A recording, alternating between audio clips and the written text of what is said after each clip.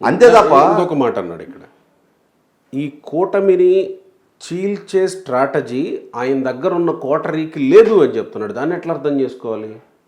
అంటే ఇక్కడ నేను అదే చెప్తున్నా, నాయకుడిగా జగన్మోహన్ రెడ్డి తన చుట్టూ ఎవరిని పెట్టుకుంటున్నాడు, వాళ్ళ సామర్థ్యం ఏంటి, వాళ్ళ శక్తి సామర్థ్యాలు ఏంటి అనేది కనీస మాత్రపు అవగాహన లేకుండానే అటువంటి బృందాన్ని తన చుట్టూ పెట్టుకున్నాడు అని చెప్పే క్రమంలో ఏం చెప్తున్నాడు?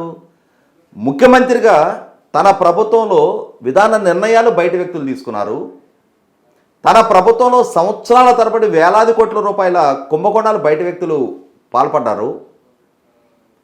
ముఖ్యమంత్రిగా జగన్మోహన్ రెడ్డి కనీస మాత్రపు పాలనా దక్షత, తన ప్రభుత్వంలో ఏం జరుగుతుందనేది పసిగట్టలేని ఒక అసమర్థుడిగా చిత్రీకరించాడు.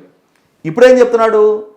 పార్టీ అధినేతగా కొనసాగుతూ ఉన్న జగన్మోహన్ రెడ్డి తన చుట్టూ ఉంటున్న వ్యక్తులు ఎవరు, వాళ్ళ శక్తి సామర్థ్యాలేంటి, వాళ్ళకున్న అనుభవం పరిజ్ఞానం ఎంత, వాళ్ళు నన్ను రేపటి రోజున మళ్ళీ తిరిగి 2029లో ఎన్నికల్లో చంద్రబాబు నాయుడు గారి నాయకత్వంలో ఎన్డీఏ కూటమి ప్రభుత్వానికి సవాలు విసిరే దిశగా నాకు సలహాలు సూచనలు ఇస్తూ ఉన్నారా, లేక వాళ్ళు తప్పటడుగులు వేయించుతుంటే నేను కూడా నా అవగాహన, నా పరిజ్ఞానం లేకుండా వాళ్ళు వేయమన్న తప్పటడుగుల్లో నేను కూడా వాళ్ళకి బందీగా మారిపోయి నా ఆత్మగౌరవాన్ని, ఆత్మాభిమానాన్ని చంపుకొని ఒక వెన్నెముక లేని నాయకుడిగా నేను వ్యవహరిస్తున్నానా అనే అవగాహన లేకుండా జగన్మోహన్ రెడ్డి కూడా అవే తప్పటడుగులు వేస్తున్నాడని చెప్పడం ద్వారా ఏం చెప్తున్నాడు?